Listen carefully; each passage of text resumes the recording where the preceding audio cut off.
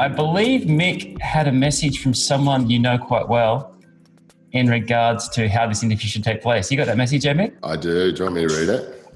Yes, please. So I got a message off the one and only Matt Biolis this morning, and it reads, "My request and advice, please get her to take off her velvet sheen.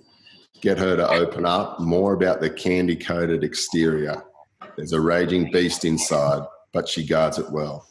We do not need more sugar-coated Carissa. This one, she is privately and unguarded. I'm sure you have seen her with her when she's dropping F-bombs and talking like a killer. We need the real deal. You can drag it out of her." Thanks, Matt. That's really straight under the bus.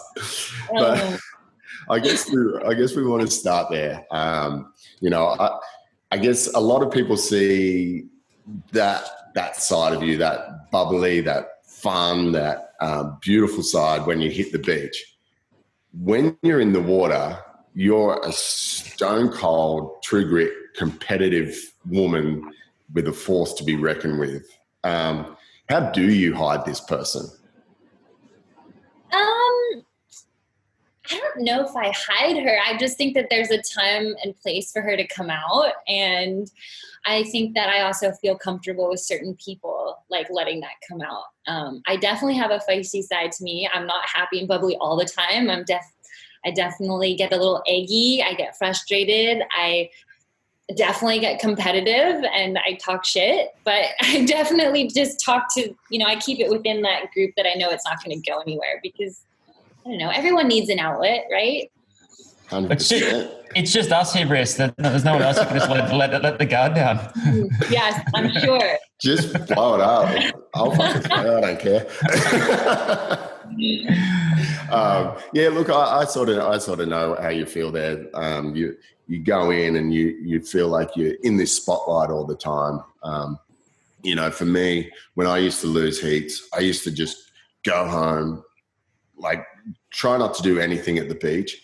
And I would go home and I'd be punching walls. I would be swearing till the cats come home. It is a hard thing to juggle. But I think sometimes when that's let out, people are just like, oh, they are real. They are, and I think they almost love you more for that side of it. So, but look, that's totally up to you. Well, maybe in the next few years, you'll see a little bit more of my edginess come out. Who knows? But yeah, I can definitely relate in the fact that I've gone home and cried in my closet and, through a couple fits. I don't know. I think I still don't really feel I think it's more maybe my competitors seeing that side of me more so than the public. I don't know.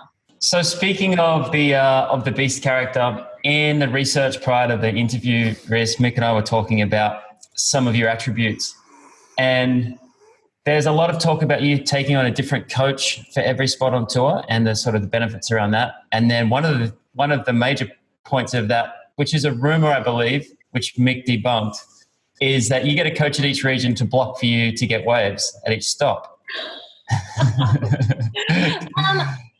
There's probably a few times that like the coaches that I've worked with have definitely helped me catch a few extra waves, but gosh, I don't want to be that person in a lineup full of pros we're all trying to get a wave to practice on. I would hate to be that person.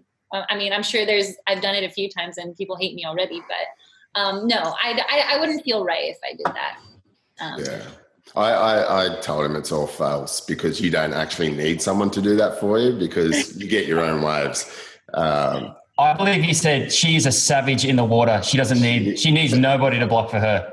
No, Mick, the whole thing is I just try to go when it's dark, barely getting light, and then I can catch a few waves before everybody else gets out. I know you always go out when it's dark. I remember coming down to Snapple one morning and, it gets light at 4:30 here. I'm driving down the hill. I'm at 6 and I'm thinking, I'm pretty early. Shouldn't be too many people out. Here comes Riss walking back from the surf at 6 o'clock. And I'm like, how long you been out there? And he's like, 4:30. Like, and notorious for always being first one out. Like, well, it's different for you, Mick. You own that spot, so you can go out there any time of the day and get any wave you want. But for me, I have to go when and barely anyone can see. So you'll be fine. You'll be fine. You get waves. Maybe I should work together at the next snapper comp, and you can help block for me and get me. I refuse to surf it when the contest is on, just so I don't get in the way. How do you go with a different coach at every stop? I think it's just building that understanding and kind of laying it all out there from the very beginning. Like, hey, I like things simple, or I really would love you just to give me tips on how this, the lineup works or which waves to look for. And then it's really, for me, it's just having someone in my corner. What about working with CJ in Fiji? Because he's got so many tricks at that place. That must have been hard to decipher exactly what he was coming out of his mouth, especially with that southern drawl. I love CJ so much. Half the time just with his accent and stuff, and because he talks so fast, I'm like, wait, rewind. What did you say again? But so he helped me just find like one spot and look for a certain type of wave, and getting to spend time with him was really fun. But Mick, what do you think Rissa's superpower is? Rissa's superpower. I find Rissa's, when she's super confident, she's pretty untouchable. When her confidence is up, she picks the best wave. She smashes them. She might start off with a 9, and then there'll be another 9, and then another 9, and then another 9. And it's like, that won't just be one heat. That will be for the entire event. Well, thanks, Mick. You're making me blush over here. Honestly, to get a compliment like that from someone I look up to you so much. It's really cool. And when we were talking about this yesterday, Mick, it wasn't all complimentary, sorry, Riss. Yeah, I guess sometimes when you see that she's not confident, things can fall apart with no apparent reason. And you're not the only one that happens with this. I agree. Yeah. 100%. How does that fold into your mind? Like, how does that confidence just disappear? I know how it does for me, but I don't know. I think, maybe it's a girl thing. I don't know. I think for me, a lot of like, if things are like unsettled in like my personal life, or if I'm not just feeling like connected with who I am and feeling like good with everything, it really translates into my surfing. Mm-hmm. So, and I've always struggled with self-confidence. I mean, I've had so many people come up to me and be like, girl, like you should have all the confidence in the world. And I'm just like, I don't know. I don't know if that's just, influenced by my upbringing or, I don't know, but it's something I'm constantly working on. For both of you guys, can I ask you a question on this? Because this is fascinating from the outside looking in, that you guys wouldn't have just this overwhelming confidence. What are the kind of things that can derail you? Is it standing up and slipping off, or is it like a bogged rail, or is it, I don't know, someone who's got your number and they're always on the inside? What is it? For me, what really derails myself is comparison. If I can just focus on myself and what I'm doing, and if I'm working on picking my waves and doing my best surfing, then usually that's when the results work out. But if my focus is elsewhere, that's when, shit hits the fan. Yeah. When I was early on tour, things would derail me so fast. If I got a red light when I thought I was going green, I'm 1 minute. Oh no. Yeah, I was really bad in this situation, and I had all these superstitions like in my early years. Probably the one heat that comes to mind, it was France. I think it was 2005 maybe. And I had a heat with Jeremy, and Jeremy was like a young kid, and we had Le Gravier pumping, and I wanted to rush home because there was a bit of a break, and I wanted to rush home, and I reversed out of the car park so fast. I ran straight into this local guy's car, into his wife's car. I'm like, oh no. And then I'm like, I'm so sorry. Like, just let me know how much it is, or, what I can do. And the guy's like, oh, it's fine. Just go and get me a wetsuit. And I'm like, perfect. Rush down to Rip Curl store. They didn't have the size. And I'm like, oh no, it's all going wrong. And I rock up to the beach. I'm 1 minute after the call, and they're already, you're on in 2 minutes. I'm like, you only just made the call, and shit just derailed. And I was just like, I've lost this heat. Sure enough, got absolutely flogged by Jeremy. Jeremy got like a 10. He was like this big. He was just going absolutely nuts. And I'm just like, but it was a huge turning point for me in my career where I just had to go, look, all that shit doesn't matter. It doesn't matter until you hit the water. And you read the ocean and stuff like that. So I understand where shit can derail you, but you can just push it away. And for you, are there any surfers on tour that you just hate drawing, like where you just go, oh no, not again? Or do you have those? I guess it changes from time to time. This past year, I had so many matchups with Lakey. That was just kind of irritating. But I really like Lakey. We have good heats. We push each other. Every heat between you two has been incredible. It was really fun to have that back and forth. And I'd love to hear it from you, Mick. Like, for me, I love that she held me accountable all year. You know, like I never had an easy heat. For Parko and myself, we've had so many heats ever since we've been little kids. And it just kept going back and forth, back and forth. And then he went on this, I think it was the first 5 years I was on tour. I couldn't beat him.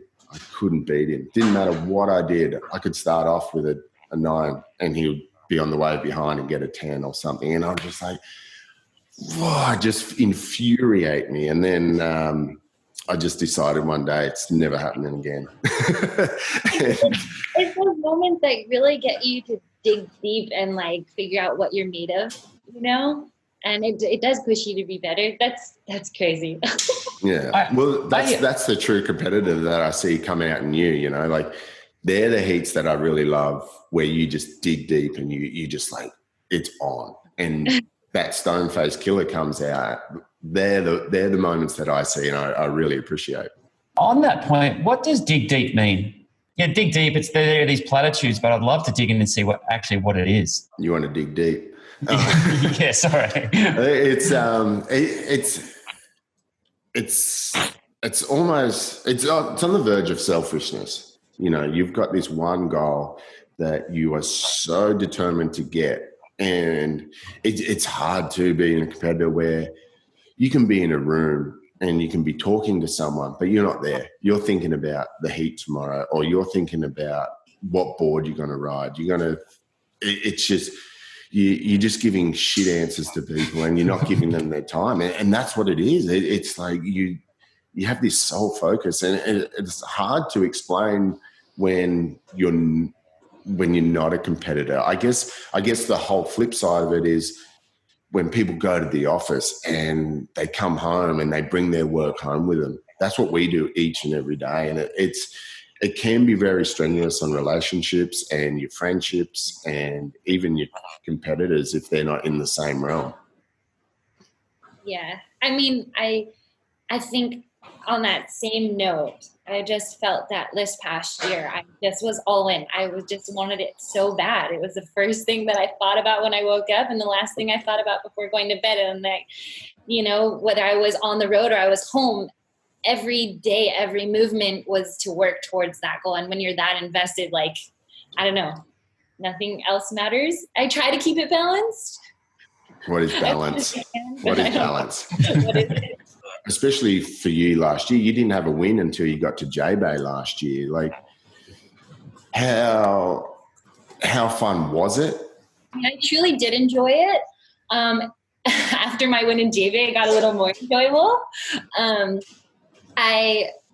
not going to lie, it was really tough to not get a win, to have that validation that I'm on the right path. I was pretty frustrated after Bali. I was pretty frustrated after Bells. I hated losing to Caroline on the Gold Coast. You know, I would have loved to start off with a win there. When was the point that you decided, okay, I'm having a year off? Yeah, well, I actually decided after J-Bay in 2018. And that's when I lost and the waves were pumping.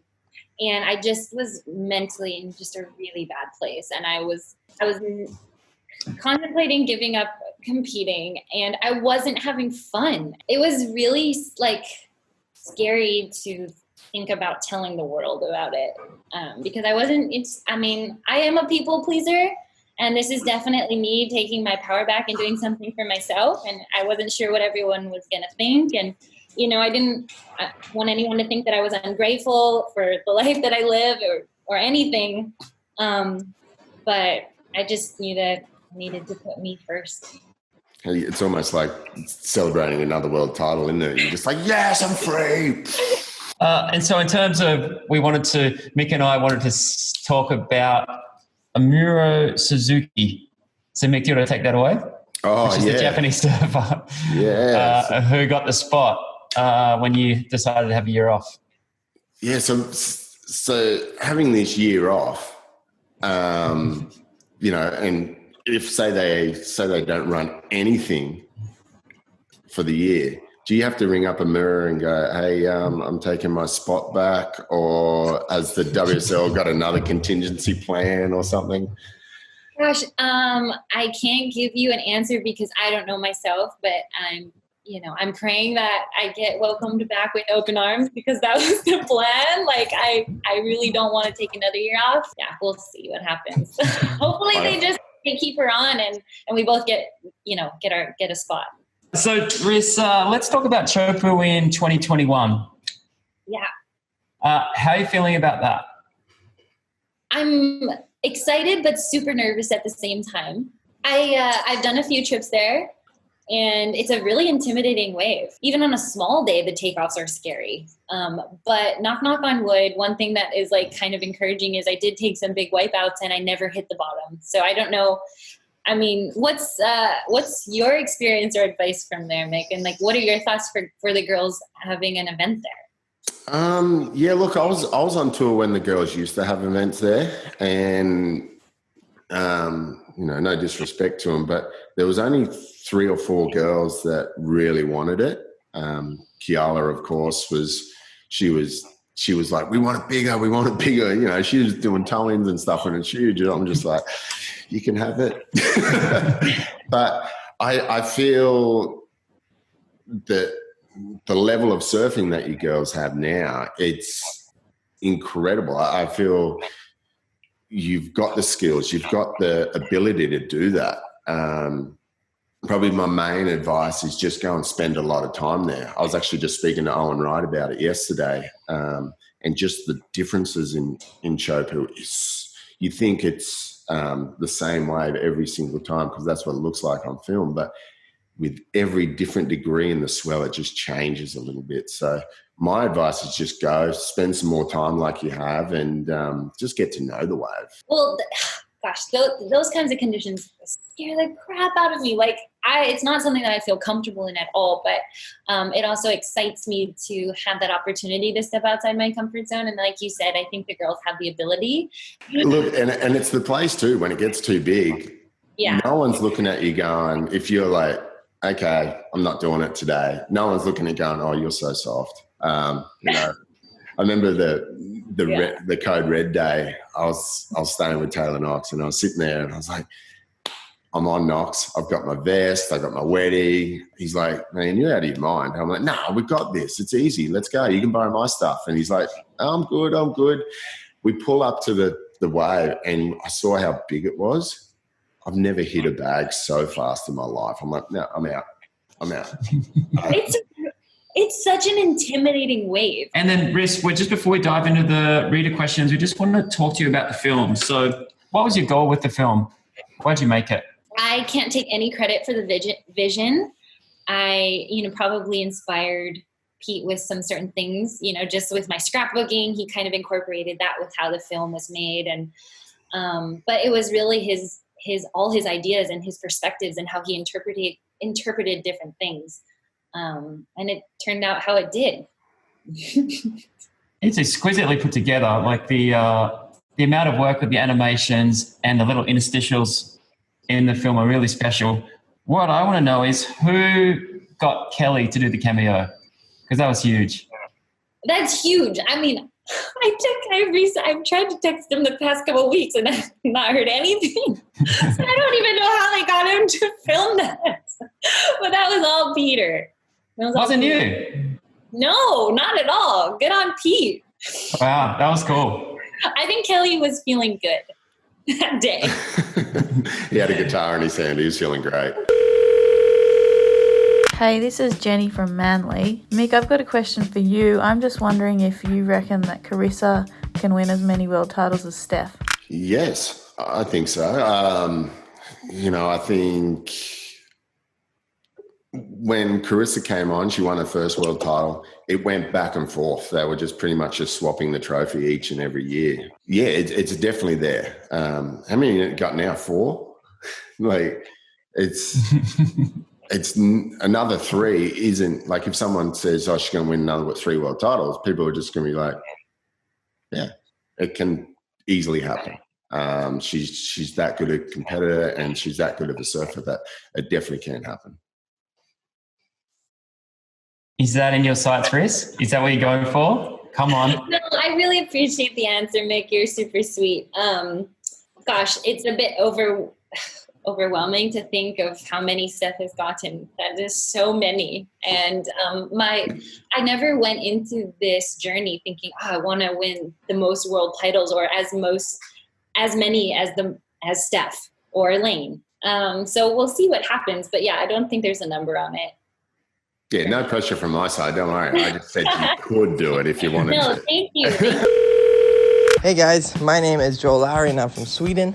If you check any modern day good surf break, you'll see that it's mostly male dominated. How do we encourage women and girls to surf these more challenging breaks? At least for me, when I get the encouragement from the males in the lineup and from people in the lineup to, they're giving me opportunity or helping me, encouraging me to get those opportunities when I'm in those more challenging situations. I think that definitely helps.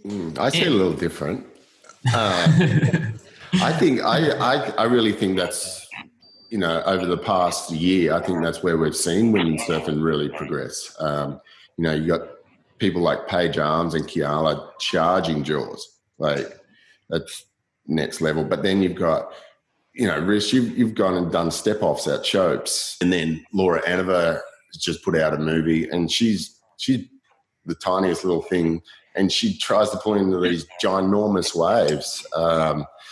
And I hear you on the encouragement side. I think sometimes you girls don't trust yourselves in that the guys will give you waves. Like if you paddle to the spot, the guys are going to be so stoked and just go, they'll push you in, they'll do it all. It's like for the guys that are in those lineups, they get as much enjoyment seeing you get spat out of a huge slabbing pit than what they do if they got one. So yeah, I reckon just next pipe swell, pull up. Hey boys, I'm here. I need a wave or two, and I swear they'll give you one. Oh, thanks, Mick. That makes me excited but nervous. Hey Carissa, my name's Grace and I'm from Melbourne. I'm just wondering if you would get your kids into competitive surfing. I mean, I really want to share surfing with my kids. I guess I'm going to leave it up to them if they want to take it to the competitive level or not. I'm sure my dad will want to coach my kids into being competitive. What do you think, Nick? Oh, I'm going to be the full soccer dad. No, I'm joking. Look, I'm sort of the same. I'm like, if the kid wants to get into surfing, amazing. I'd love to be able to share that with them. The competitive side, I think that comes from the kid. We sort of see parents that push, but there's got to be some drive from the child as well. I guess a little bit of a follow-up on that, Riz. You said you wanted to have kids in the future. How hard is that to decide when to press the go button on that? Because essentially it does take 2 years out of your life. You've got to first carry the baby and then you've got to nurse the baby. How hard is that decision to make to go, okay, I'm going to start a family? Well, I mean, I'm not going to lie. I've had those conversations with my husband because, if he had it his way, he'd have kids already. So bad. And I'm like, honey, I got some surfing to do. And I think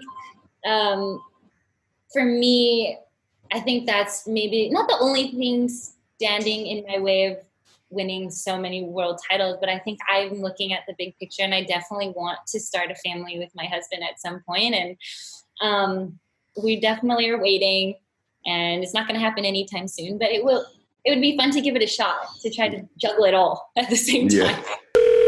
Confirm or deny, Carissa Moore is the first surfer in the lineup at every stop on tour? I think we explained that one already. That's 100% confirmed. Well, I mean, sometimes I don't. So I'm, but pretty much like 99% of the time. Who beats you? Well, Sally for a while there, but she's really mixed things up, and sometimes I don't even see her in the morning, so I don't know where she's gone. Carissa Moore will speak her mind in post-heat interviews in 2021. Deny. I don't think it's going to happen quite yet. I don't know. We'll see. Stab said they're going to donate $10,000 to your fines if you throw a few F-bombs throughout the year. I'll get your house, Mick. So, Riz, do you have any more questions for Mick while he's here? Any more insight he can give you? What did he write back when you asked him about retiring? Was it a nice text?